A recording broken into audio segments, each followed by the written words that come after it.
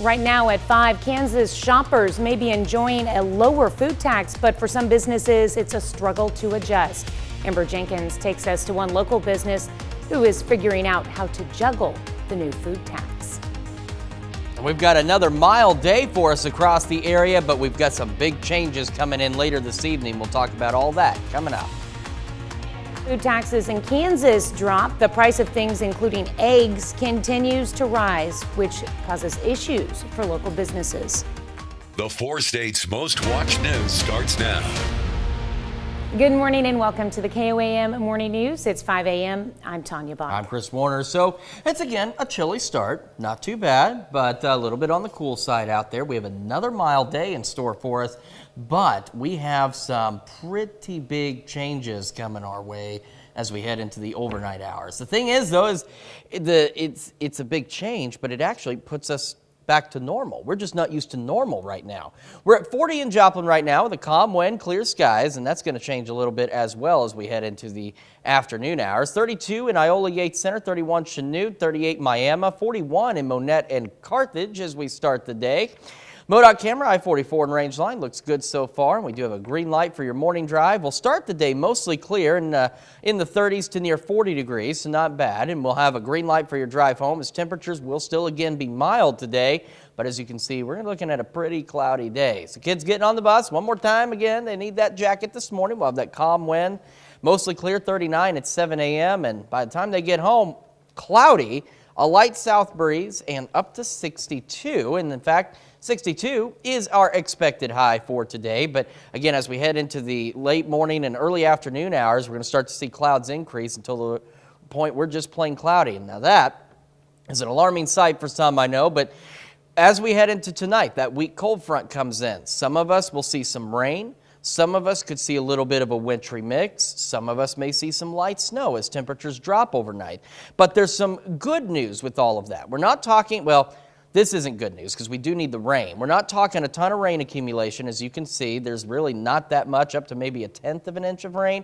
But we're also not looking at a ton of snowfall accumulation across the area either, which is definitely a good thing as well. As you can see, any heavier snow really going to stay off to the north. Most of us may be getting a dusting up to 1 inch. So the thing is, it does knock us down. We're only 41 Thursday and Friday, and then we'll see a gradual warming trend as we head toward next week. We're still watching some morning rain chances by Monday, but the next couple of days are going to feel downright cold just because we've been so spoiled with these mild temperatures. But again, tomorrow and Friday, the daytime highs and the overnight lows are pretty close to normal for this time of year. We just haven't been there, so it's going to feel frigid. And it's going to be very windy tomorrow as well, so be aware of that. When are those changes supposed to hit us today? They won't really start to kick in until late tonight. We're talking maybe between 11 p.m. and 1 a.m. is when we're going to start to see the changes. And like I said, it's not going to be a ton of rain or a ton of snow either way, so it's going to be a pretty light situation. So we still have the opportunity to enjoy a beautiful day today. Yeah, today we've still got a good day. It's tonight and the next couple of days not so beautiful. All right, sounds good, I guess. Sounds like winter. All right, thanks, Chris. Well, a suspect in the murder of an Ottawa County, Oklahoma woman enters a plea agreement in federal court. Jimmy Kelly Jr. pleads guilty to second-degree murder and felon possession of a firearm. It's in connection with the death of 47-year-old Tony Elizabeth Moran. According to court documents, Kelly told authorities that he and Moran were in a relationship together. Moran was shot twice, once in the head and once in the torso. Kelly could be sentenced 20 to 30 years. For a full breakdown of events and court documents, you can download the KOAM News Now app. McDonald County Mustang fans help make a student's dreams a reality. Peyton Nally is a senior at McDonald County High School. He was accepted to audition for the Juilliard School, a prestigious performing arts conservatory in New York City. But the trip isn't cheap, so his classmates hosted a fundraiser during Tuesday night's basketball game to raise money for Peyton by selling bowls of chili. Never imagined it would be this good. Whenever everyone started congratulating me, talking about me, getting interviews and everything, and people wanting to donate, I never expected it. It's such a change. It's so heartwarming. Peyton's audition is scheduled for next week. In May of 2022, Kansas Governor Laura Kelly signed into law a bill that will gradually eliminate the state's 6.5% sales tax by the year 2025. Now, the first of these tax cuts went into effect recently and dropped the food tax to 4%. However, there's been some confusion with how the food tax works with prepared food items. Amber Jenkins joins us in studio this morning to try and help clear the confusion up. Good morning, Amber. Good morning, Tanya. Kansas Governor Laura Kelly's the food tax plan is lowering the sales tax for non-prepared food. However, for businesses that sell a mixture of prepared and non-prepared food, the adjustment hasn't been easy. Most of the confusion comes from understanding what is considered prepared and non-prepared food according to the state's guidelines. Food is considered prepared when it is heated by the seller, mixing the food or for sale as a single item, or providing utensils with the food. Prepared food is not granted the reduced food sales tax. They can give out a piece of paper and say this is what it is, but when everything is spelled out in their lingo, in common knowledge, and the common person doesn't understand and doesn't read things the same way they do, and that's why it's so confusing, I think. I reached out to multiple government entities across Kansas for clarification, but did not receive any clarification. Well, thanks, Amber.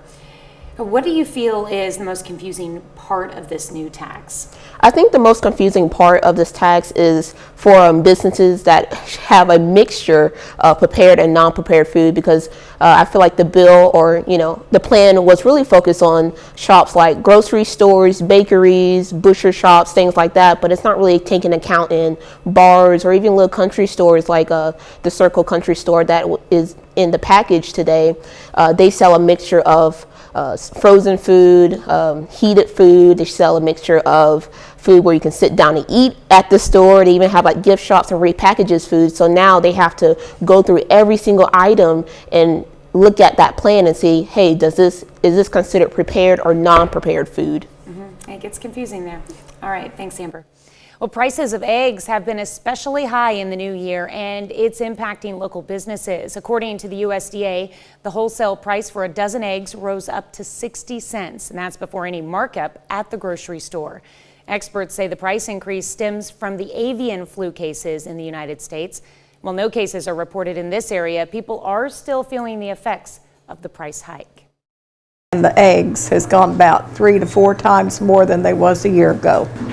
They have affected us some, and we have raised our prices, and that has taken care of most of it. The USDA officials also say recent record high egg prices started to drop, but it will take time before this is reflected at your local stores. That's a look at this morning's top stories and weather in our first 7 minutes. Coming up on the KOAM Morning News, Carthage hopes to keep up their 4-game winning streak as they take on Joplin. We'll have the results in sports. Plus, thanks to advances in technology, a woman who drowned in 1997 is identified. And thanks to a U.S. project, Ukrainian hospitals are getting a vital piece of technology to help fight jaundice in babies. You're watching the KOAM Morning News. More real news in the morning. We'll be right back. The Carthage Tigers at home last night, kicking off COC League play against the Joplin Eagles. On the boys' side, Carthage is on a roll right now, entering the night on a 4-game winning streak. Carthage is 7-5 overall this season. On the other side, Joplin is 7-4. Early on, Max Templeman all the way to the hoop, lays it in to give Carthage their first lead. Late in the first, all right, drives for Joplin. The floater goes right before the buzzer. It's tied after 1 and tied at halftime. Third quarter, Templeman, nice spin move and finish. Other end, ball finds its way to Terrence Gibson. He goes off the window. Game is still tied going into the fourth. Tied with about 2 to go, Fred Taylor, patient, then drives and scores. Listen to this. Game went to overtime, and Quinn Renfro hit a shot from beyond half court for Joplin to give the Eagles a 50-48 win. In the girls' game in Carthage, Tigers aim to snap a 4-game skid against Joplin. Carthage wins it big, 63-33. Kiana Yates scores a game-high 23 points for the Tigers. In Webb City, the Cards put their 8-game winning streak on the line in their conference opener against Neosho. Alex Martin, nice night for Webb City with the left and the foul.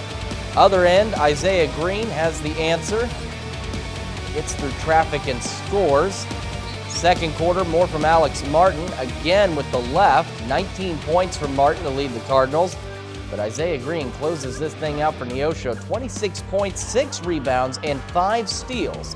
Neosho goes to beat Webb City 54-41. Georgia Bulldogs won their second straight football national championship on Monday night. Georgia beat TCU in the title game 65-7 in the biggest national championship blowout in college football history. In that game, Georgia quarterback Stetson Bennett was outstanding. He accounted for 6 total touchdowns, throwing for 4 and rushing for 2 more. Georgia is now the first team in the college football playoff era to win back-to-back titles and is just the 4th team to be national champs in back-to-back years since 1990. And they're already talking about what it's going to take to do it again. You know, most of our team, we'll have a lot of guys coming back. We're going to lose some really talented guys, probably going to lose some juniors. But the disease that creeps into your program is called entitlement. And I've seen it firsthand. And if you can stomp it out with leadership, then you can stay hungry. And we have a saying around our place, we eat off the floor. And if you're willing to eat off the floor, you can be special. Well, this week is the first week of the playoffs in the NFL. Kansas City Chiefs have a bye to begin the postseason after earning the #1 seed in the AFC with a 14-3 overall record. Because they're the #1 seed, the Chiefs will face the lowest seeded team remaining after round 1 this weekend. Whoever it is, though, they'll have to come to Kansas City in 2 weeks. Here's Patrick Mahomes on how he plans to spend the bye week.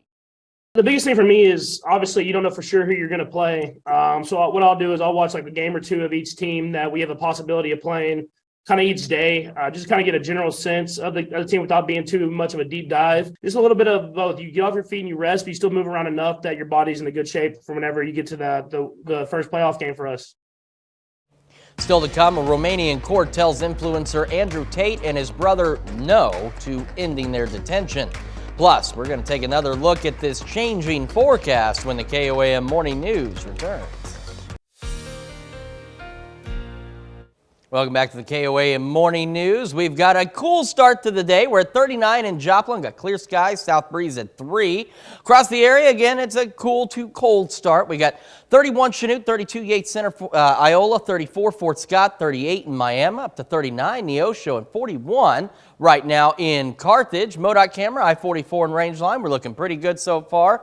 Got a green light for that morning drive as we're going to start the day mostly clear and right around 40 degrees. And we have a green light for your drive home. As you can see, we're going to be just plain old cloudy later today, but we will be on the mild side. Kids getting on the bus, going to grab that jacket again. We're 39 degrees at 7 a.m. with a calm wind, mostly clear skies. As we head into the afternoon, up to 62 by 3, south breeze at 5 to 10, and cloudy conditions. The clouds will increase as the afternoon goes on. We'll make it up to 62 today, though, so another mild one for us, well above average. And then tonight, we're going to drop back down to 35 for our overnight low. And here's the other side. As we get into the overnight, we have this weak cold front coming in. It's going to bring some of us some light rain, maybe a light wintry mix, potentially even some light snow. So let's take a look at rain totals real quick. We're not expecting a lot out of this system. As you can see, we head into Thursday morning. Really not much rainfall, and in terms of snow, we're not really expecting that much snowfall across the area either. We're talking most of us getting about a dusting up to an inch. A few of our northern counties may get a little bit more than that, but the heavier snow staying to our north. Now, the other thing that we're going to have to deal with is we're going to have to head into really windy conditions. By tomorrow morning, we're talking gusts 30 to potentially 40 miles an hour, and it will stay windy through most of Thursday and into early Friday morning before the gusts finally calm down. So we get knocked back down to normal Thursday and Friday, so that's going to feel downright cold. But as we head into the weekend, we see another warming trend up to 57 Sunday, 55 Monday, maybe some morning showers, cloudy next Tuesday, and 52. In Michigan, a woman whose body washed ashore in Manistee 25 years ago has finally been identified. It's all thanks to DNA technology, not available back then, that has now brought her family some closure. Eric Lloyd reports. We've always had a pretty good idea of who the person was that washed up on shore just based on the timeline and what we knew. However, we were never able to positively identify that person. When a naked, unidentifiable body washed ashore in October 1997, there was no way to know who she was. No DNA test would tell, and no nearby missing person reports matched up. It sat as a cold case until the Michigan State Police opened it back up 2 years ago, exhumed the body, and tested again. December of 2022, we were able to positively identify the remains using the DOE project and their family genealogy. The DNA DOE project uses the best DNA testing procedures and compares that to genealogy databases to find family members, test them, and narrow in on a name. For this case, they found Dorothy Ricker's brother in Maine and daughter in Chicago. With their help, they knew it was Dorothy. Things we're doing today, we couldn't do 5 years ago. When the body was recovered, the case was ruled an accidental drowning back then, and that hasn't changed. But what will come is peace of mind for her family, who always assumed, but never exactly knew, what happened to Dorothy. In this case, it was able to bring closure to a family. We have a daughter here that we identified in Chicago, and now she can say that that was her mother, and she has in fact passed, and this is what happened to her. Now, Dorothy Ricker was 26 years old and lived in Chicago at the time she went missing. An autopsy determined the death was an accident. The cause of death, asphyxia due to drowning. That brings us to our question for you this morning. Where do you want to see advances in technology? Is it education, science, healthcare, the environment, the workplace, or maybe somewhere else? You can vote through our website, through our app, and of course take part in the discussion on our Facebook page. We'll be back with Health Watch right after this. In Health Watch this morning, in war-torn Ukraine, some of the littlest patients are being born in areas without access to life-saving care. And now a U.S. project is bringing vital medical equipment to providers in Ukraine to treat a common but serious condition in newborns. Dr. Malika Marshall has more. This portable, easy-to-use device could save the lives of hundreds of newborns in Ukraine. About 1,000 mothers give birth in Ukraine every day. We've received pictures from the field. They're giving birth in bomb shelters and in basements. And you can see how it just glows right onto the surface. This is the Billy Hut, developed by Dr. Donna Brzezinski to treat babies with jaundice. It delivers phototherapy to help the body get rid of excess bilirubin. My efforts really started focusing on creating a device that was as effective as what we have in the NICU, but could be flat packed and lightweight and delivered to pretty much anywhere in the world. About half of all newborns develop jaundice. 1 in 10 will develop severe jaundice, which can result in brain damage, seizures, and even death if left untreated. There's no time for delay, and that's why you need to have effective equipment. The device delivers as much blue light as possible by wrapping the light around the baby. Average treatment is 12 hours. And that compares to existing portable devices that may take 4 to 6 days. So this device, because it covers so much skin surface area, works much, much faster. Little Sparrows Technologies and Brigham and Women's Hospital are behind the Support Ukrainian Newborns, or SUN project, raising money to bring the devices to Ukraine, as well as this tool, the Billy Ruler, developed by Dr. Ann C.C. Lee's lab. To help identify babies that need treatment for jaundice in settings where there just is no lab capacity. Press it on the nose. The color that matches corresponds to a level of jaundice. The SUN project has already sent 12 Billy Huts to Ukraine and is working to get dozens of Billy Rulers to the area to help babies live a long and healthy life. Dr. Malika Marshall, CBS News, Boston. The Association of Neonatologists of Ukraine specifically requested the Billy Huts and Billy Rulers, asking for at least 60 of each to be distributed. The project is raising funds and working to be able to meet this urgent need. That's a look at some of today's top health stories. You're watching the KOAM Morning News. And we've got another mild day ahead of us, but we have some big changes in the forecast as we head into the overnight. We'll break that all down coming up. Right now at 5:30, Kansas shoppers may be enjoying a lower food tax, but for some businesses, it's been a struggle to adjust. Amber Jenkins takes us to one local business who's figuring out how to juggle the new food tax. We're looking at another cool start, another mild day, but there's some big changes coming up in this forecast tonight. We're going to break it all down coming up. And as food taxes in Kansas drop, the price of things, including eggs, continues to rise, which is causing issues for local businesses. The 4 states' most watched news starts now. Good morning and welcome to the KOAM Morning News. It's now 5:29. I'm Tanya Bach. I'm Chris Warner. So as we mentioned, it's another cool start for us across the area, but we're heading for another mild day as well, but there's big changes in this forecast. We're going to dive right into that. Now, right now, we're not too bad. We're 38 in Joplin with a south-southeast breeze at about 3. We got some cool spots around the area. We got 32 in Yates Center, Iola, 31 Fort Scott, Chanute, and Pittsburgh, 36 in Miami, up to 39 in Neosho. Check out Monette up to 43 this morning. MoDOT camera I-44 and range line looking pretty good. Got a green light for your morning drive as we're going to have mostly clear skies to start the day and hovering right around 40.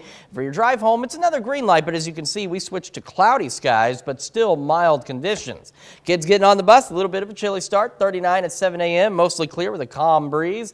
And then we'll have a light southerly breeze of about 5 to 10. We're going to make it up to 62 by 3 o'clock, but we'll also see much cloudier conditions. We're looking at mostly cloudy to just plain old cloudy skies as we head into the afternoon, but we're going to make it up to 62, so not too bad.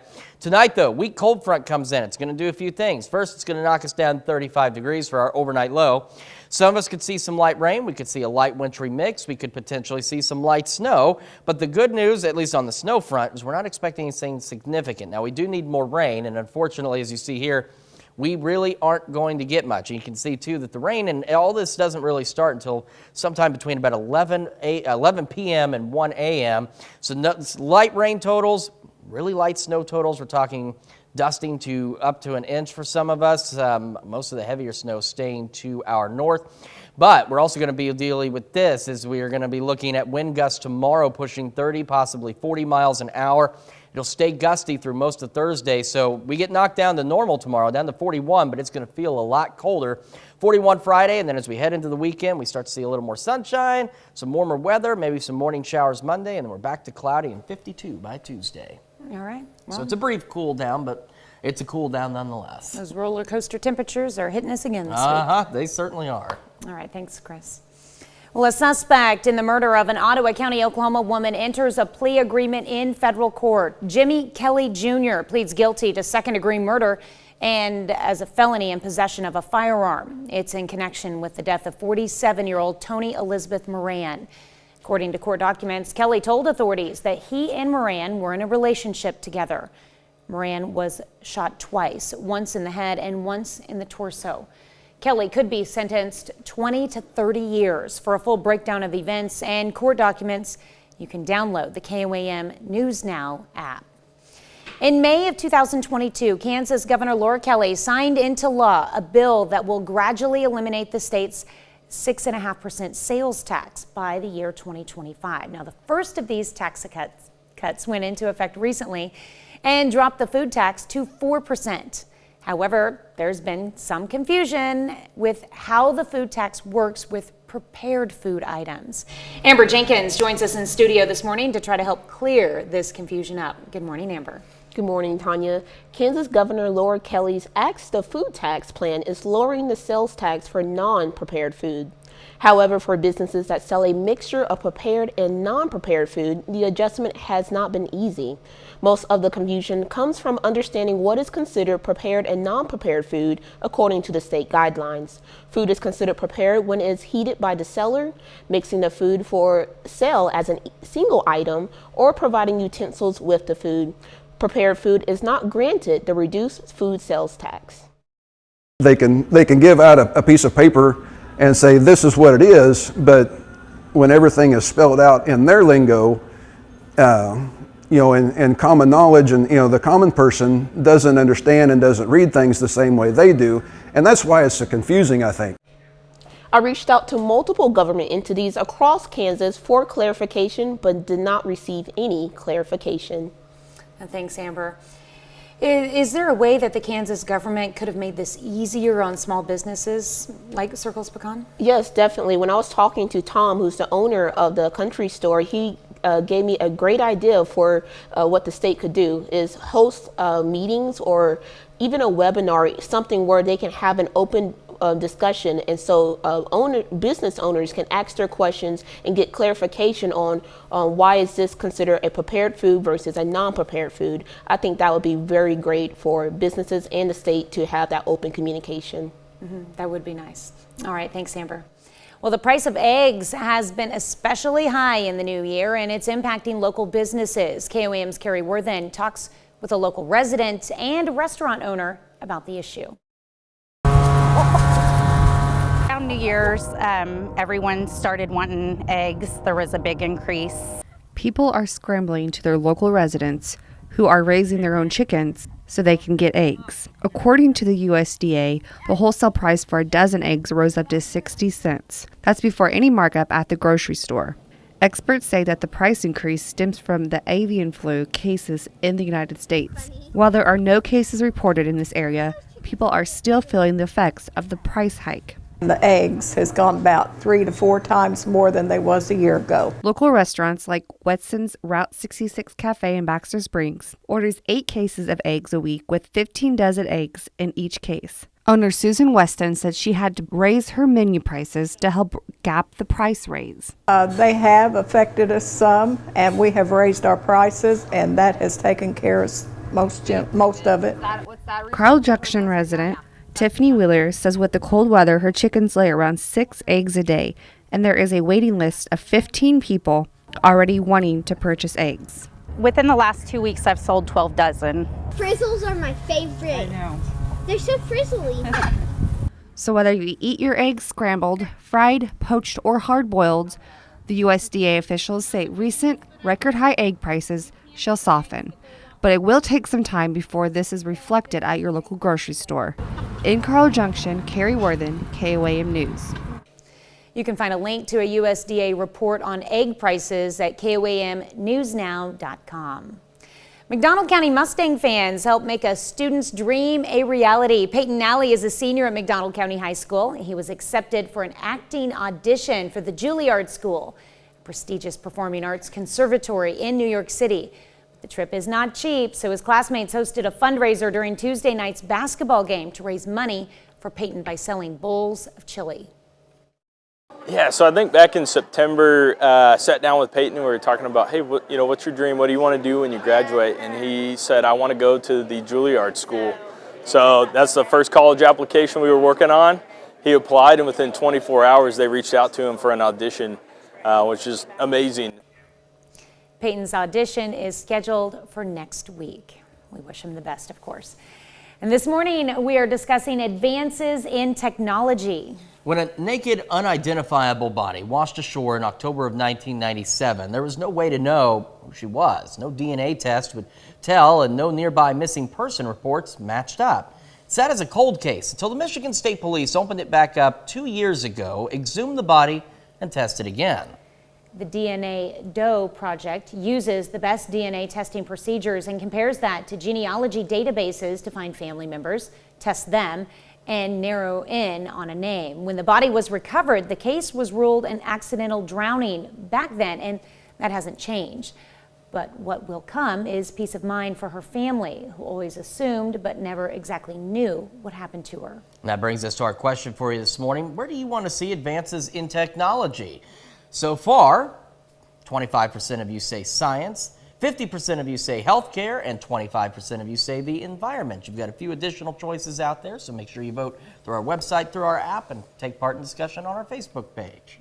All right. Thank you, Chris. And that's a look at our top news stories. Coming up this half hour in the KOAM Morning News, a school with a goal to raise $300,000 to help make their playground more accessible to those in wheelchairs meets that goal, all thanks to a generous donation. Plus, we all love a good treasure hunt. Officials in the Netherlands published an old map believed to reveal where German soldiers hid millions in riches during World War II. We'll have the latest. You're watching the KOAM Morning News. More real news in the morning. We'll be right back. Topping World Watch, authorities in Brazil report 277 people are currently in jail for allegedly participating in the invasion of federal government buildings on Sunday. According to the government report, 158 of the detainees are men, 119 are women. The arrests were made on January 8th and 9th.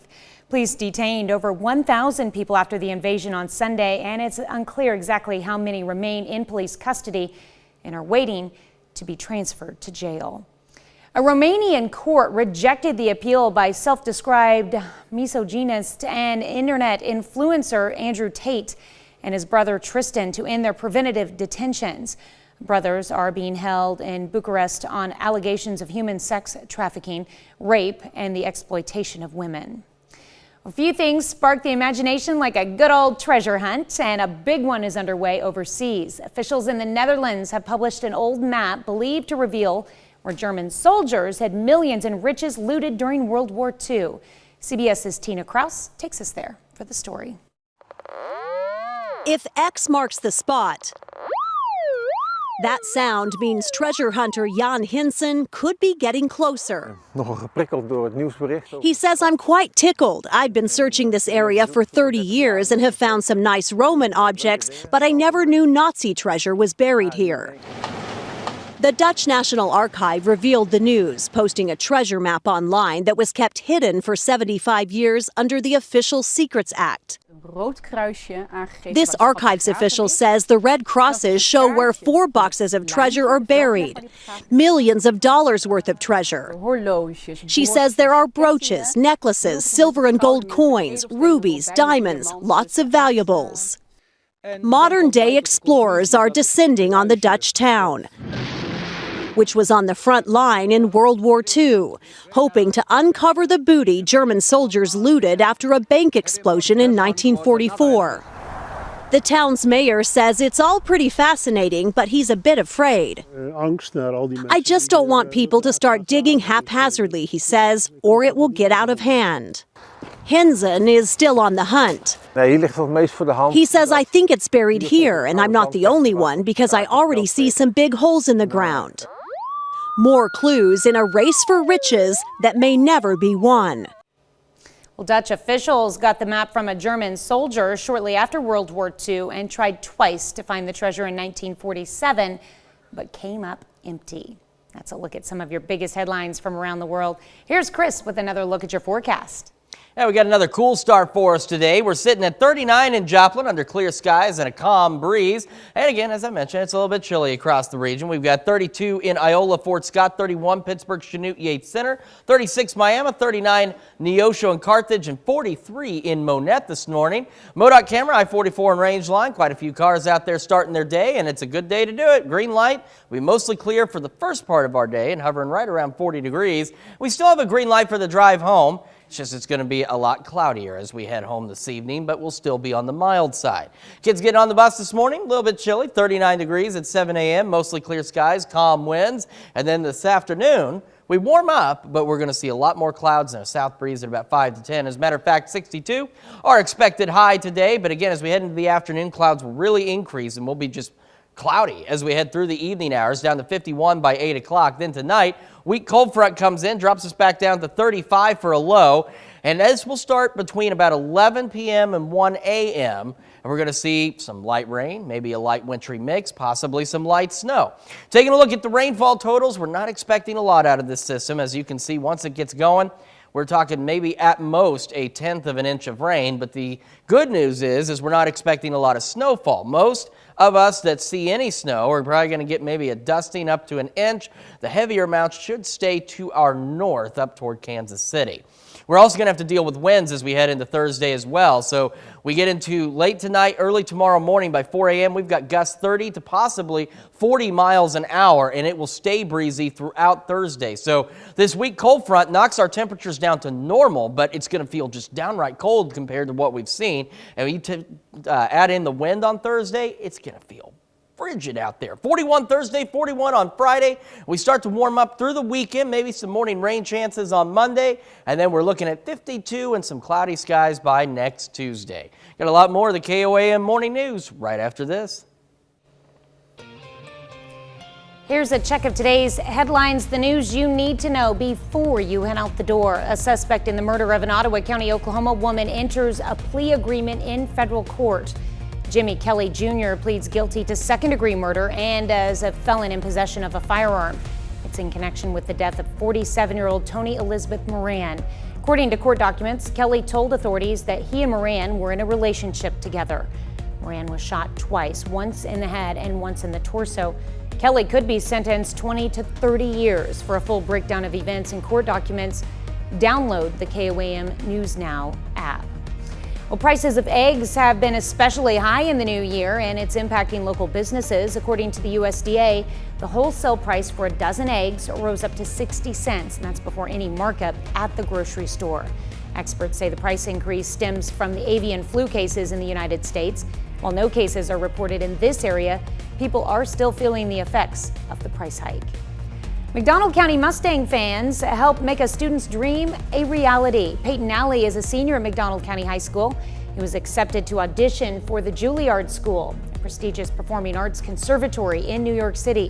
But the trip is not cheap, so his classmates hosted a fundraiser during Tuesday night's basketball game to raise money for Peyton by selling bowls of chili.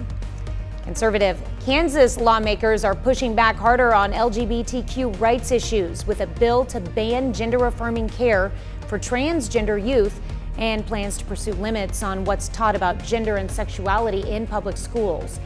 Moves in the Republican-controlled legislature come after Democratic Governor Laura Kelly narrowly won re-election despite repeated GOP attacks on her for vetoing measures restricting transgender athletes. And that's a check of today's top headlines, the news you need to know before you head out the door. In December, there was a push for a more accessible playground at Glen Lake Elementary in Hopkins. Now, the kids who do not use wheelchairs stepped up to try to raise $300,000. Susan Elizabeth Littlefield shows us what happened next. It wasn't what anyone expected. The lunchroom had become a ballroom. And the principal, an MC. So at Glen Lake, we have a dream of making our playground completely accessible. But you have to back up to understand the levity of this moment. There are 8 kids at Glen Lake Elementary who use wheelchairs. As it is, they can't play on the playground. So the kids who don't use wheelchairs took on the challenge as their mission. Cold calling, door knocking, to try and pay for pricey, accessible equipment. You give the other people the opportunity to also have fun, which feels really good. Back to that disco party. So proud of all the efforts. Miss Julian got a call that prompted this surprise celebration. Somebody had seen our news story and they were living in Minnesota and they reached out to their financial advisor. And just like that, What we've found out is recently there's been an anonymous donor, an individual who lives in Minnesota who also has accessibility challenges, who saw what we were doing and wanted to help out in a gigantic way. We have a donation of $200,000.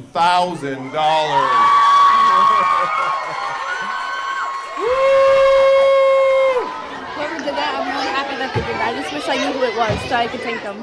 they were all excited. But John, who uses a wheelchair, was speechless. So when you heard that amount of money just now, what did it feel like inside? I mean, I felt emotionally melted. I don't have any words for what I was feeling at that very moment. When I heard those words, I'm gonna let you in on a little secret here. I almost started crying. Like, I teared up. And hearing those words come from the principal of the school really tells me this is going to happen. To be able to see how much love and how loved they feel, that other people are fighting that for them, to be able to have that equal playtime at playground is just pretty darn special. So with this latest donation, they have met goal 1 of this project, meaning they're going ahead and putting in the order for the merry-go-round and the accessible swing. A feature, an experience John and his best friend Shush plan to share. I'm excited for the wheelchair friends to be able to just have fun on the playground because they haven't been able. They just had to sit out and just watch. And just watch the fun happen. But not anymore, thanks to some kids who realized everyone benefits from fair play. I feel loved in a sense that I know that I am going to have fun for the rest of my days in this school now that this is possible. Well, Glen Lake Elementary and this great group of kids are in Minnetonka, Minnesota, and the kids are having so much success. They're planning to expand the playground beyond the swing and keep fundraising to build a full playground, which could cost up to $1 million. Get to fundraising, kids. I'm sure you can do it. We'll be right back. Well, as kids get on the bus this morning, they're going to have to deal with a little bit of cool weather. We're talking 39 degrees and some clear skies, calm winds. And as we head home, we're up to 62 and cloudy with the south breeze at 5 to 10. Back 62, our expected high with those cloudy skies. And as we head into this evening, though, weak cold front comes in. Some of us could see some light rain, maybe a light wintry mix, maybe even some light snow. Down to 35 for the low. But the good news, well, this is bad news because we do need the rain. We're not expecting a ton of rain out of this system. At most, maybe a tenth of an inch. And then in terms of snow, the good news is we're not expecting a lot there either. Any of us, excuse me, that see snow, it's going to be maybe a dusting up to an inch. Some of our northern counties may get a little bit more, but the heavier snow will stay north of us. We're also going to have to deal with very gusty winds as we head into late tonight and through tomorrow. We're talking gusts 30 to 40 miles an hour to start the day, and it's going to be breezy and cold as this cold front knocks us down to normal. Only 41 tomorrow and Friday, so very chilly. And then we start warming up heading into next week with some more rain chances on Monday. We've got a lot more of the KOAM Morning News right after this. Right now at 6, Cherokee County authorities search for suspects in a late Sunday night burglary. We got a cool start for us, another mild day, and then we're talking some changes in this forecast. We'll break it all down coming up. And new year, new taxes, new confusion. Amber Jenkins heads to Kansas to look for clarification in the wake of Axe the Tax and what it means for you. The 4 states' most watched news starts now. Good morning and welcome to the KOAM Morning News. I'm Tanya Bach. I'm Chris Warner, just after 6 o'clock on this Wednesday morning, halfway to Friday. See, these days go by faster once you get past Monday. That's right. They certainly do, but we've got some big changes in our forecast coming our way, so let's take a look at it. We're starting to deal with a little bit of fog out there in Joplin. Otherwise, we are at 38 degrees with a calm breeze, so not too bad. A little bit of a cold start for some of us. We got 38 Center Chanute, 27 in Parsons, 36 in Miami, 42 in Monette, and 35 in Lamar as we start the day. MoDOT camera, I-44 and Range Line looking pretty good. Got a green light for your morning drive. Will be mostly clear for the first half of the day and near 40 degrees. And another green light for your drive home, but will be considerably cloudier, but still on the mild side as we head into the evening.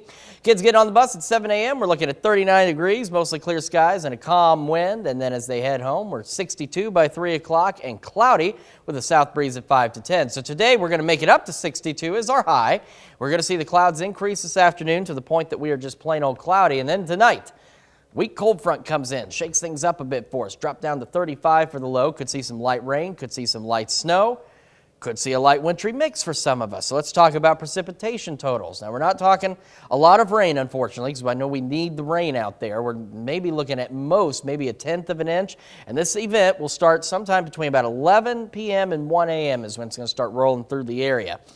Snow totals, the good news there, unless you like the snow, and this is bad news. If you see any, we're talking maybe a dusting up to an inch. Some of our northern counties may get an inch, 2 inches up there, but most of us not going to see that much out of the system. The one thing everybody's going to get in on is as we head into late tonight and early tomorrow morning, we're talking 30, 40 mile an hour wind gusts, and those will persist through most of Thursday and into Thursday evening before they do finally start to calm down just a little bit here. So let's talk what it's going to do. So we drop down to 35 tonight. We're only up to 41 tomorrow. Now bear in mind, that's pretty close to normal. We've just been pretty pleasant the last few days, so it's going to feel really cold. And then you add in that 40 mile an hour gusty breeze tomorrow, it is going to feel frigid outside compared to what we have seen here lately. We're only up to 41 Friday, but we start to see a little bit more clearing out there. And then we're 49 Saturday, up to 57 Sunday, 55 Monday, maybe some rain chances, down to 52 Tuesday.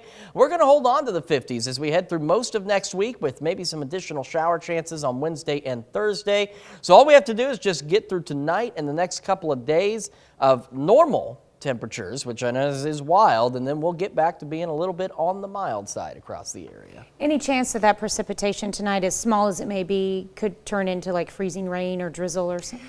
There could be a little bit out there with that wintry mix, but again, with most of it, accumulations are going to be relatively low. If we saw some freezing rain, I mean, you might take a quick scrape on your windshield to get some of that off, but we're not talking anything significant. And some of us, as you saw, with an overnight low in the Joplin area around 35, we're going to stay above freezing. So that wintry mix is just going to be maybe some light snow and rain. So we're not looking at anything too crazy out there. Luckily, the ground is warm enough. We shouldn't have to worry about the roads freezing. We shouldn't, but you still want to take it easy just in case. So. All right. Thanks, Chris. Well, Cherokee County authorities searched for 2 suspects who burglarized a convenience store in Riverton, Kansas. Police say the suspects used a hammer to enter the Quick Stop located at 7037 Southeast Highway 66 in Riverton just after 3 Tuesday morning. Now, the suspects were also seen at the store just after midnight in an early 2000s model Toyota Tacoma crew cab truck. One man was described as wearing a black hoodie, jeans, gray Hey Dude shoes, and a blue and white Under Armour drawstring bag. If you have any information on the incident, you're encouraged to contact Cherokee County authorities. The Kansas Bureau of Investigation releases a report Friday detailing more than 50 years of child abuse in the Catholic Church. The report found more than 400 victims, and detectives investigated almost 200 clergy members. But still, no charges have been filed. The report says that's because most cases are outside the statute of limitations, or the priest is no longer living. Mike McDonnell is calling KBI's report a classic move out of the Catholic Church playbook. The church knew of these abuses for decades. And part of their playbook, as we have seen with so many other states, they have covered it up. McDonnell says from here, the next step is getting justice for the victims. The new year brought with it high price for eggs, and local businesses are feeling the impact. According to the USDA, the wholesale price for a dozen eggs rose up to 60 cents, and that's before any markup at the grocery store. Experts say the price increase stems from the avian flu cases in the United States. And while no cases are reported in this area, people are still feeling the effects of the price hike. And the eggs has gone about 3 to 4 times more than they was a year ago. They have affected us some, and we have raised our prices, and that has taken care of most of it. USDA officials also say recent record high egg prices started to drop, but it will take some time before this is reflected at your local stores. Well, adjusting to the new sales tax rate in Kansas has been easy for some, but harder for others. We've got Amber Jenkins in studio with us this morning to help explain. Good morning, Amber. Good morning, Tanya. Kansas Governor Laura Kelly's Axe the Food Tax plan is lowering the food tax for non-prepared food. However, for businesses that sell a mixture of prepared and non-prepared food, the adjustment hasn't been easy. Most of the confusion comes from understanding what is considered prepared and non-prepared food according to the state's guidelines. Food is considered prepared when it is heated by the seller, mixing the food for sale as a single item, or providing utensils with the food. Prepared food is not granted the reduced food sales tax. A package of mints that's already prepackaged, that has a barcode and has a nutritional label, is considered a reduced tax rate item, but a package of candy like chocolate pecans that we repackage to offer, as a value-added item here is a full tax rate. I reached out to multiple government entities across Kansas for clarification, but did not receive any clarification. Well, thanks, Amber. From what you learned during your research for this story, who benefits the most from this new tax rate? Of course, shoppers. I know shoppers are very happy that the tax rate is lower for certain foods. But of course, even though these businesses are still trying to adjust, it's not that they're not willing to adjust. It's just that there's so much confusion that they're like, hey, we want clarification so we know exactly what items are considered prepared and non-prepared so they can give the best prices to their customers. That's right. All right, thanks, Amber. Well, there is some good news as gas prices look likely to dip, and that's what a spokesperson for AAA says. The organization says though prices went up during the holidays, they have now flattened. Over the weekend, gas prices fell more than 1 cent, bringing the national average to $3.28. The reason for the decrease? Lower demand. According to data from the Energy Information Administration, demand for gas dropped last week after the new year. Well, it's time once again for nominations for the 4 states' finest, our 2023 Viewers' Choice Awards for the KOAM News Now. All you have to do is go to KOAMnewsnow.com/finest and nominate your favorite businesses.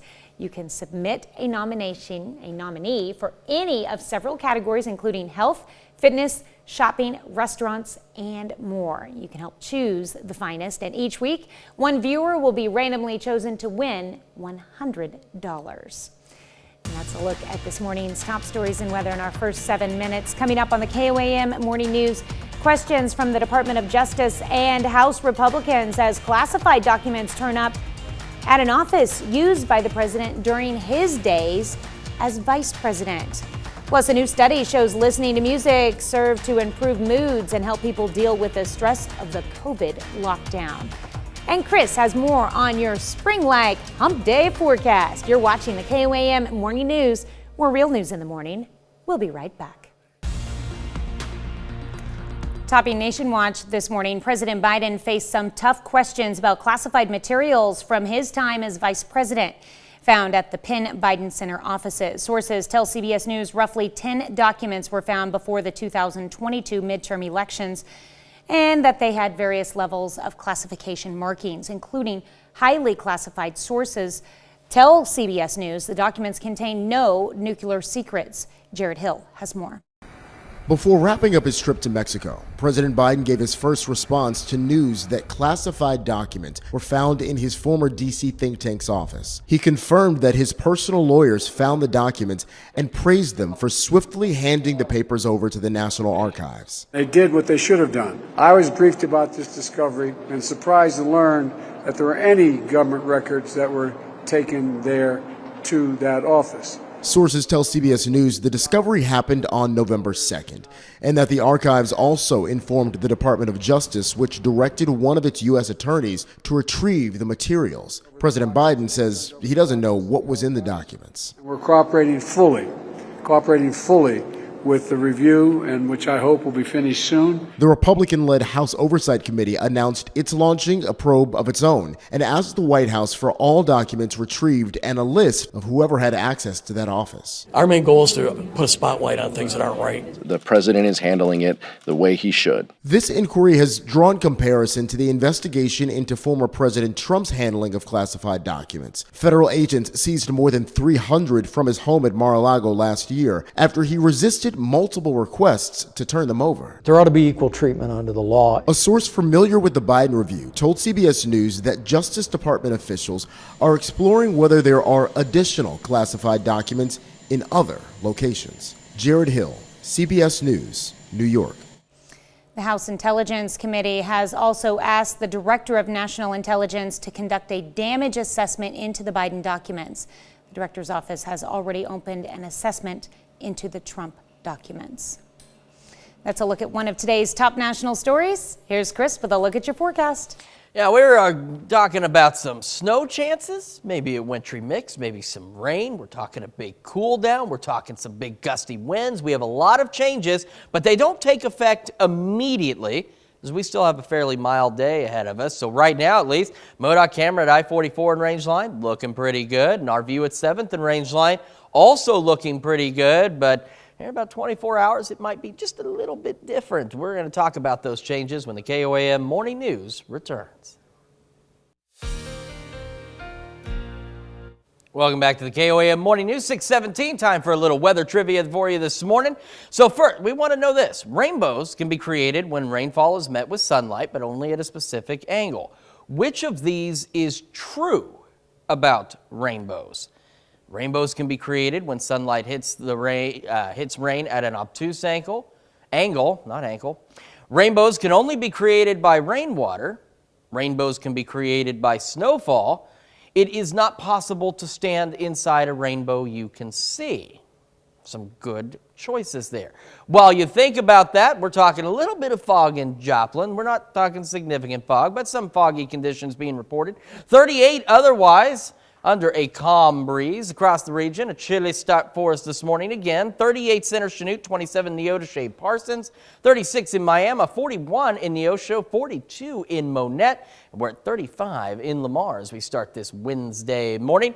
MoDOT camera at I-44 and Range Line looks pretty darn good so far, and it's going to remain that way through today at least. Got a green light for your morning drive as we will remain mostly clear for the first half of the day at least, and near 40 degrees, and a green light for your drive home. Will start to be a lot more cloudy, but we will still be on the mild side. Kids getting on the bus this morning, grab that jacket. 39 degrees, clear skies, calm breeze, and then by the time they get home, we're going to be about 62 with cloudy skies and a light south breeze at about 5 to 10 miles an hour. For today, 62, our anticipated high. As we get to the noon hour, that's when we'll start to see the clouds really start to increase, and as we head into the afternoon and evening, we will just be plain old cloudy. Then we have our weak cold front coming in tonight, and that's going to shake things up a bit. One thing it's going to do is it's going to get us pretty chilly again, down 35 for an overnight low. We could see some light rain. We could see some light snow. We could see a light wintry mix, depending on where you are on the temperature gradient across the map is going to determine what exactly you see.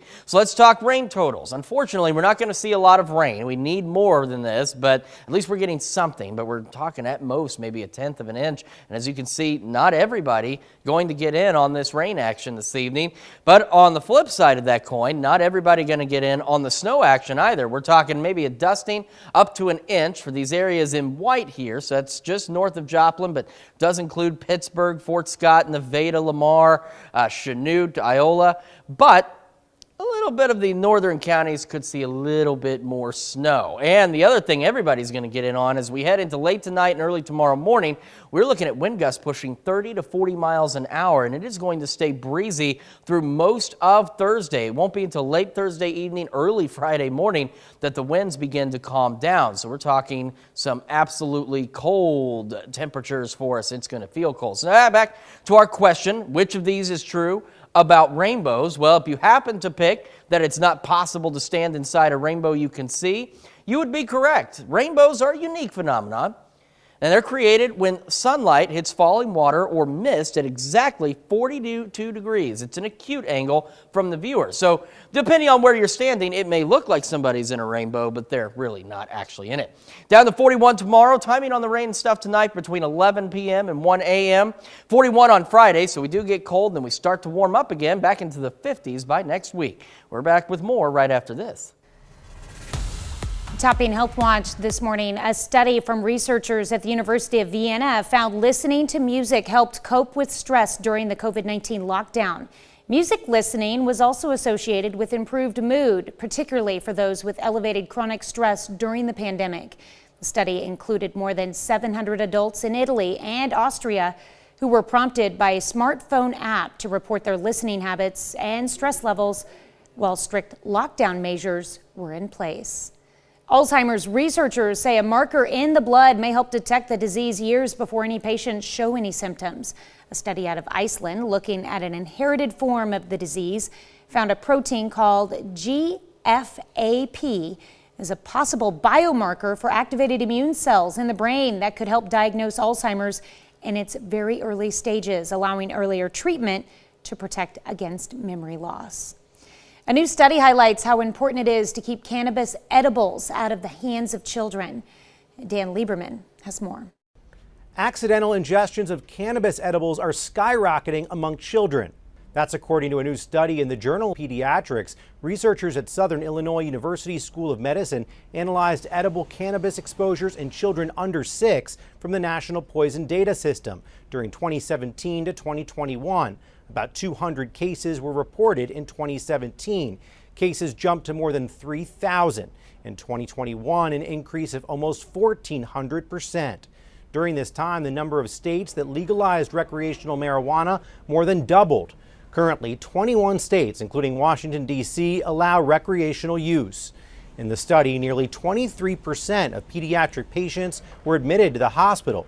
Children can suffer breathing difficulties, a rapid heart rate, dizziness, and confusion after eating an edible.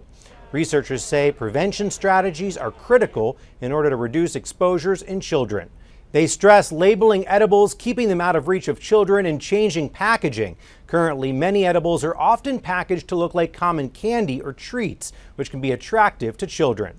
Dan Lieberman, CBS News, New York. More than 90% of the accidental cannabis exposures were in a child's own home.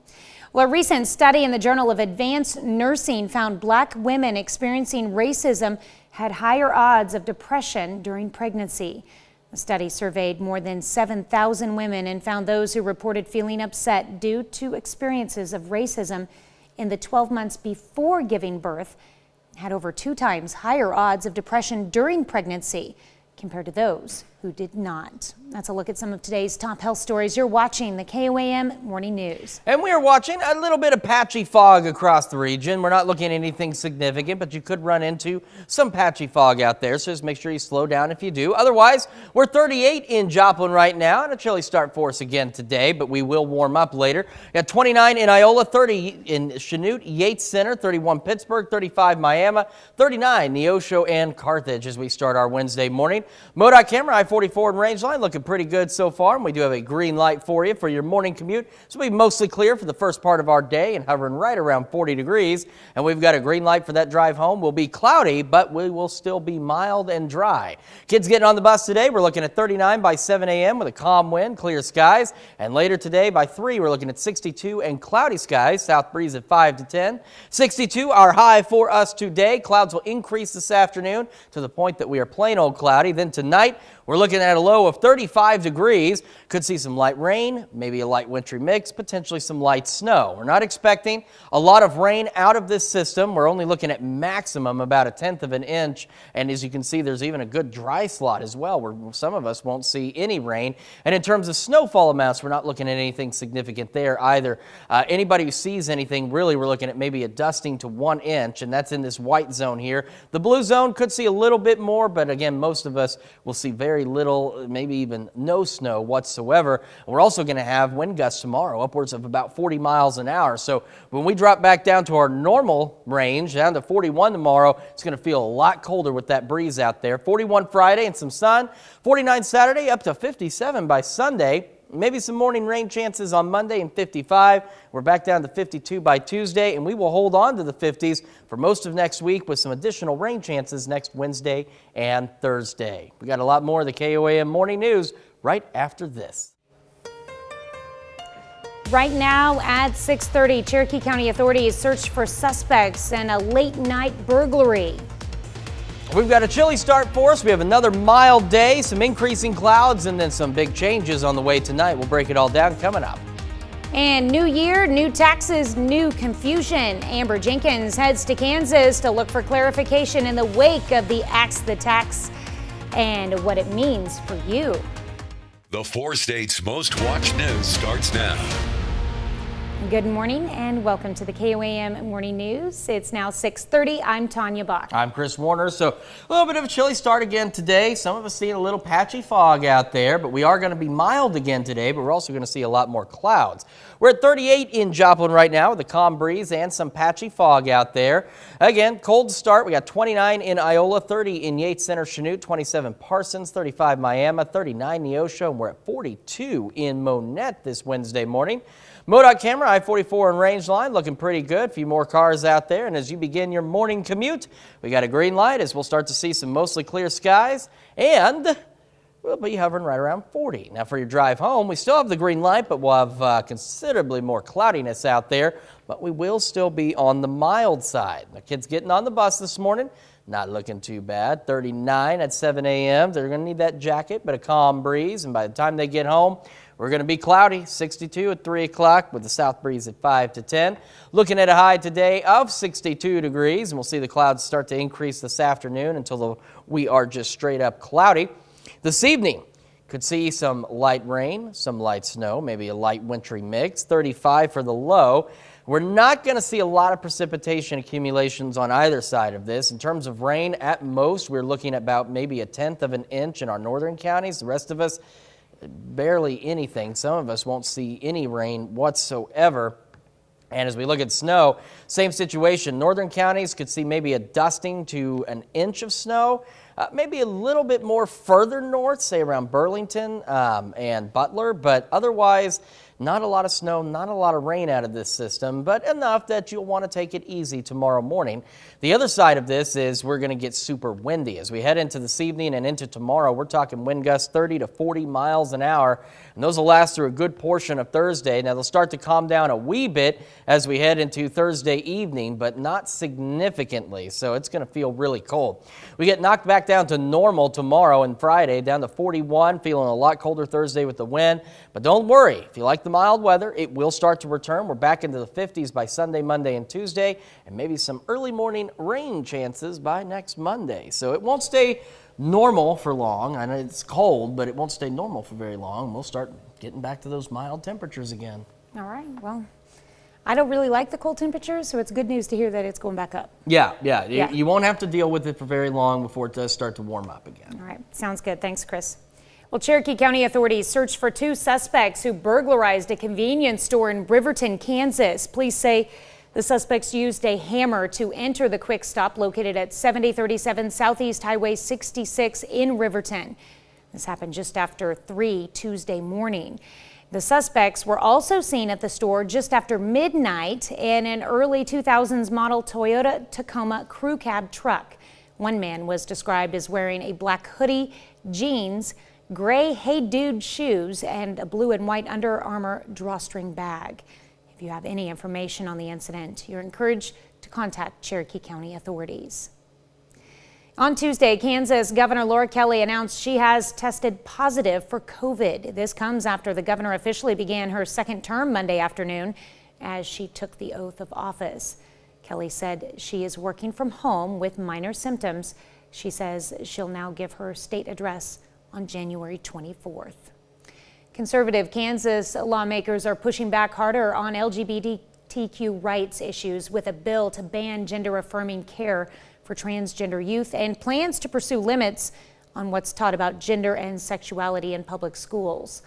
The moves in the Republican-controlled legislature come after Democratic Governor Laura Kelly narrowly won re-election, despite repeated GOP attacks on her for vetoing measures restricting transgender athletes. High prices for eggs hatched with the new year, and local businesses have definitely felt it. According to the USDA, the wholesale price for a dozen eggs rose up 60 cents, and that's before any markup at the grocery store. Experts say the price increase stems from the avian flu cases in the United States, and while no cases are reported in this area, people are still feeling the effects of the price hike.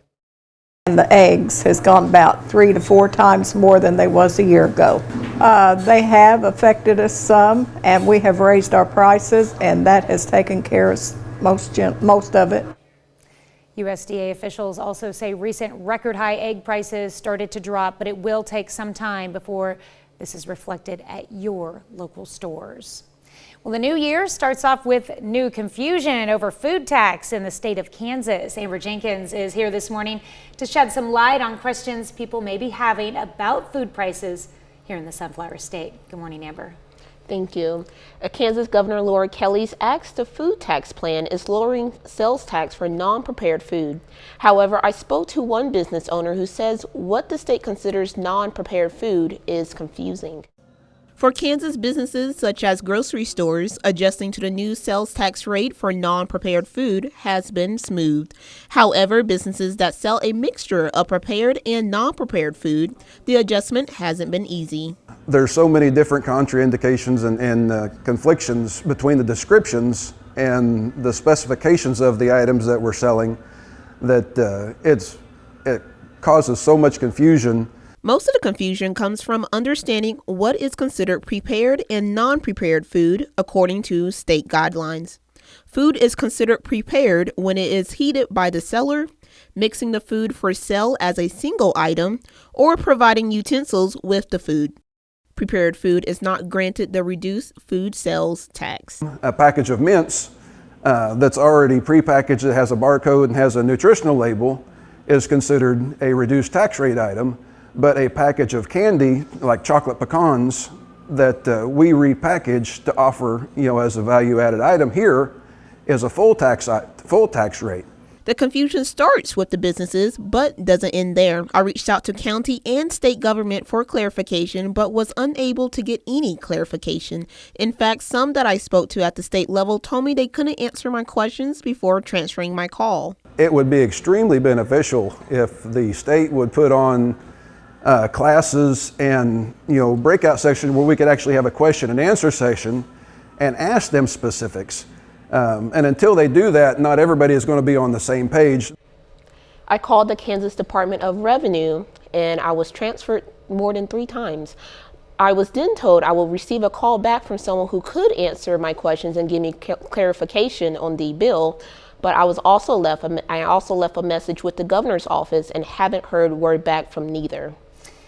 Amber, what did you actually find was the best source of information when you were preparing your story for people out there who still might have questions? Yes, definitely. I had to do a lot of hunting of my own since I wasn't getting a lot of answers or clarification from officials. Of course, I went to the governor's website and I found the written bill, and I read pages upon pages of them describing what do they consider prepared food versus non-prepared food. And of course, talking to different business owners and learning of, oh, these are the loopholes or these are the murky spots that they have questions for. I started to really develop, see the full picture, basically. Mm-hmm. I think what Tom said in the package that the state should host different meetings or maybe a webinar so they can have an opportunity for open discussion so they can ask questions and get better clarification so everybody's on the same page. I think that is a great idea what the state should do. Mm-hmm. And like Tom said, a lot of it is up to interpretation of the business owner. Exactly. If they aren't given that chance to ask those questions. All right, thank you so much, Amber. Well, that's a look at our top news stories. Coming up this half hour in the KOAM Morning News, Federal Reserve Chairman Jerome Powell defends his decision to raise interest rates to combat inflation despite being politically unpopular.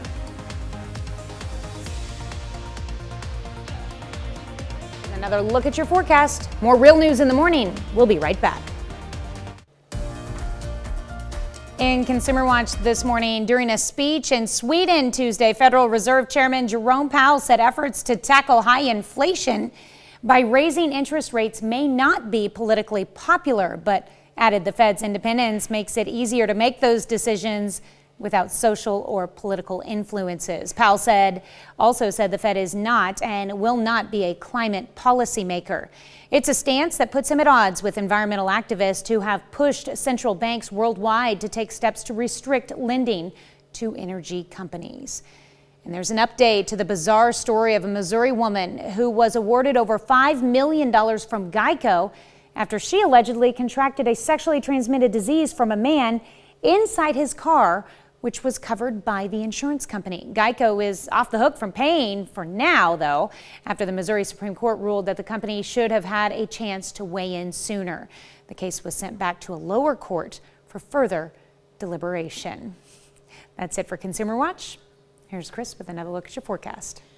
Yeah, we're looking pretty good so far for us today, and now this remote's not working. There we go. So not too bad across the area. We do have some patchy fog out there, but not too bad with the fog either. We're at 38 in Joplin right now. And as we take a look at temperatures across the area, again, a chilly start for us. We got 31 Fort Scott, Pittsburgh, Yates Center, 27 Parsons, 33 Miami, and 39 Neosho and Carthage as we start this morning. MoDOT camera, I-44 and range line looking pretty good. Got a green light for that morning drive. We're mostly clear for the first part of the day near 40, and then when you head home we'll be mild but cloudy, but another green light. And kids getting on the bus today need to be prepared for a chilly start. 39 at 7 a.m. calm winds, mostly clear skies, and by the time they get home we're going to be warmer, 62 by 3 o'clock with some cloudy skies.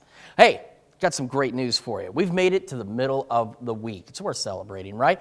We're going to celebrate with some birthdays and anniversaries just around the corner, but before we do that, we're going to check in New York. See what's happening on CBS Mornings.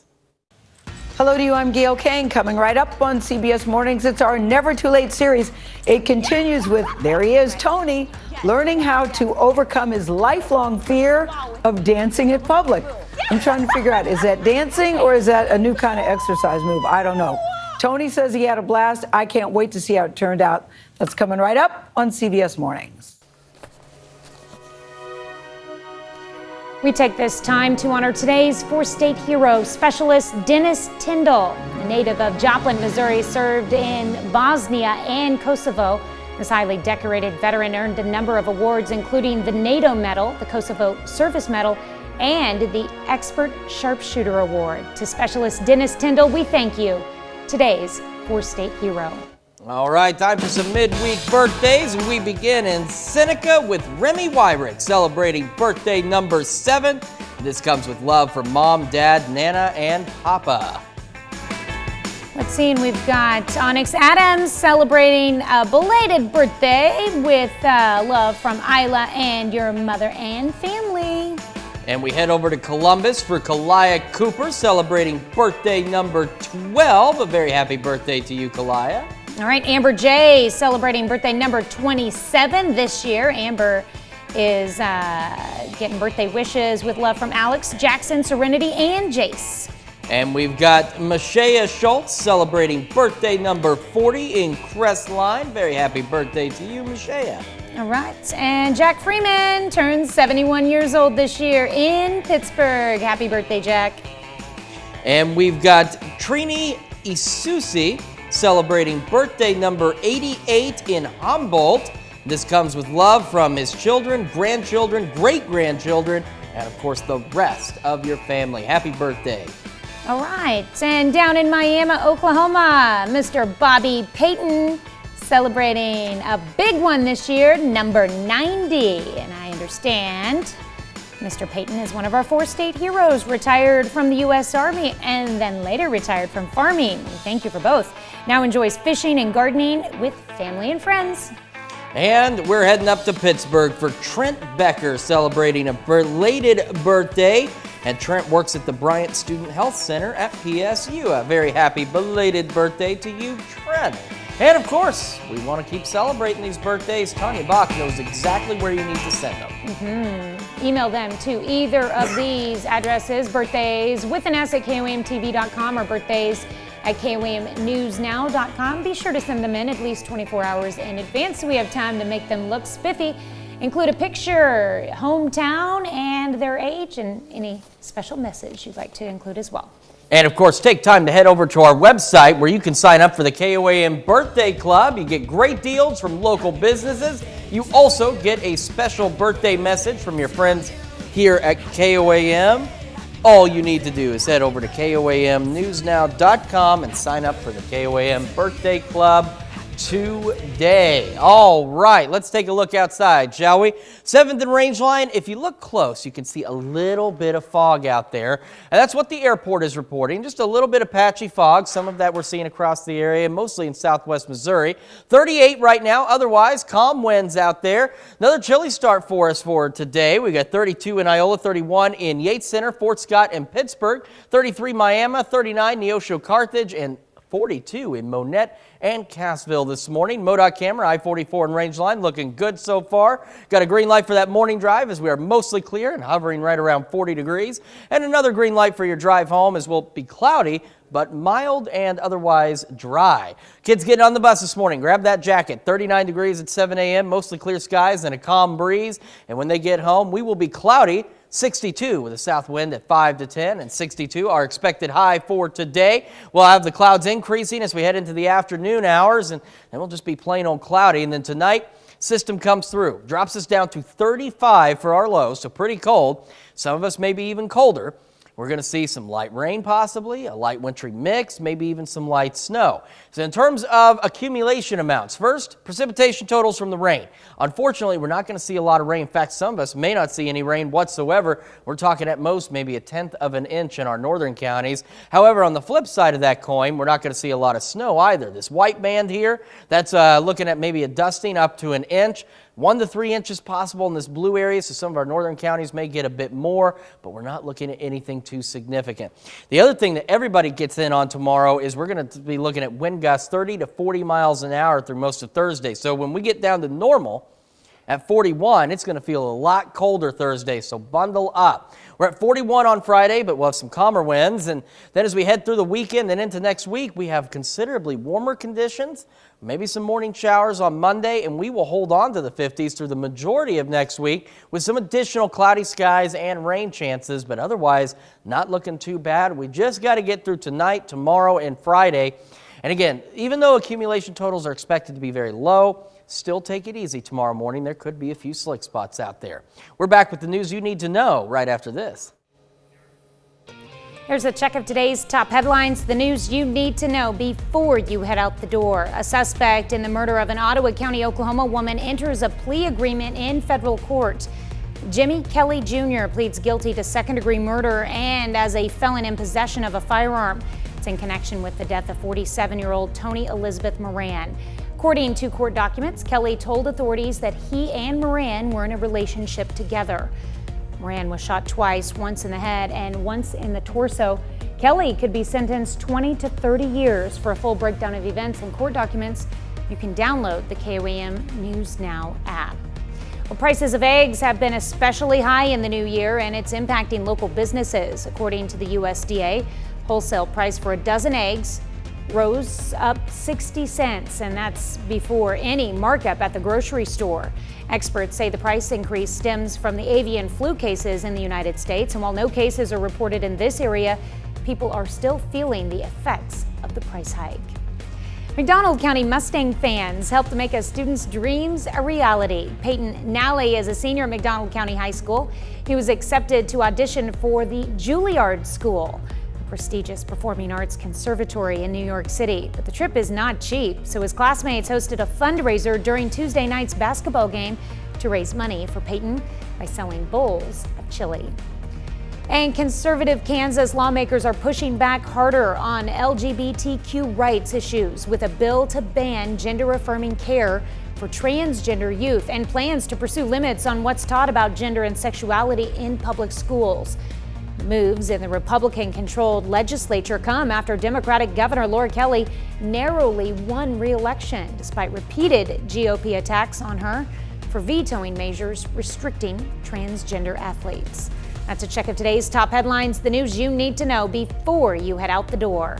All right, we are up to 62 today, and as we head into the afternoon, we'll have increasing clouds until we are just plain old cloudy. Tonight, system comes through. It drops us down to 35. Some of us could be a little colder than that. We're looking at the possibility of some light rain, maybe a light wintry mix, potentially even some light snow. So in terms of accumulation totals, this is what we're looking at from the rain side. Not a lot of rain, unfortunately, because we do need that rain. Maybe at most a tenth of an inch up in our northern counties. Some of us won't see anything at all. Same situation, though, with the snow. On the flip side of this coin is we're not talking a lot of snow. We're looking at maybe a dusting to an inch for the areas in white and maybe 1 to 3 inches for some of our extreme northern counties, but otherwise not a ton of snow. Now, the other thing is we're going to have to deal with 40-mile-an-hour wind gusts potentially tomorrow, and so as we get knocked down to 41 for our high, it's going to feel a lot colder. 41 on Friday, but then as we head into the weekend and start of next week, yeah, there's some more rain chances Monday, but we get much milder after we get through the next couple of days. Well, coming up today at noon, we're making creamy mushroom risotto in the Mr. Food Test Kitchen. And your morning news continues on KOAM with CBS Mornings. California continues to get pummeled by heavy rain in a series of storms known as atmospheric rivers. Coming up on CBS Mornings, senior national and environmental correspondent Ben Tracy explains this phenomenon and whether it is enough to stop the state's devastating drought. Or you can switch on over with us on Fox 14, where your only local morning news continues. And this morning, we've got an extended Wildcat Wednesday interview coming up with Wendy Powell and James Coover. They're going to tell us about a 4-part workshop on ag land leasing. Plus, we've also got David Stewart from Free State Cigars in Parsons stopping by to tell us all about an upcoming Ladies' Night event that you don't want to miss. All right, sounds like fun. That's going to wrap it up for us for now, though. We're going to see you back here tomorrow morning at 5 a.m. And we're going to do it again today at noon.